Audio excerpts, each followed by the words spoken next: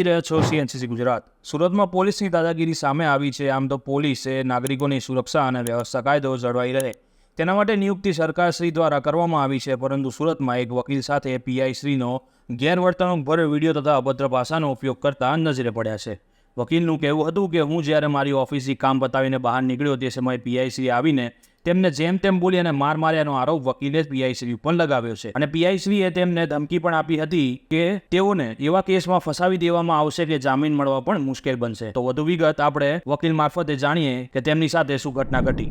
સાહેબ, કાલે રાત્રે મારે ઓફિસમાં વધારે કામ હતું એટલે હું ઓફિસનું કામ પતાવીને ઘરે નીકળતો હતો. હું મારે બિલ્ડિંગની નીચે ઉતરો, સડનલી PI સાહેબની ગાડી આવી અને મને એમ કીધું કે તમે શું કરો છો અહીંયા. તે સમયે મેં એમને એમ કીધું કે સાહેબ હું એડવોકેટ છું, મારી ઓફિસમાં વધારે કામ હતું એટલે હું કામ પતાવીને જસ્ટ ઘરે જ નીકળું છું. તો હું મારી ફોરવ્હીલ પાસે ગયો.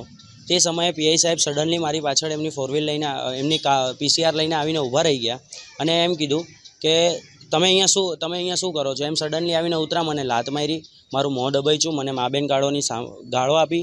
ત્યારબાદ હું પોલીસ સ્ટેશન ગયો ત્યારે મેં મારી ફરિયાદ આપવાની કોશિશ કરી પણ ફરિયાદ લેવામાં નહીં આવી અને સડનલી PI સાહેબ આવ્યા અને PI સાહેબે મને એમ કીધું કે તમે અહીંયા શું કરો છો, મારા વિરુદ્ધમાં ફરિયાદ આપવા આવેલો છો. તો ત્યારબાદ મેં કીધું હા જી સાહેબ, મેં તમારા વિરુદ્ધમાં ફરિયાદ આપી છે. તો એમણે ત્યારબાદ મને એમ કીધું કે તને ખોટા કેસોમાં એવા ફસાવી દઈશું કે તને જામીન બી નહીં થાય, પછી તારી વકીલાત છે ને જેલમાં બેસીને બતાવજે કે તું કેવી વકીલાત કરે છે. Bureau chief CNCC Gujarat, Patan.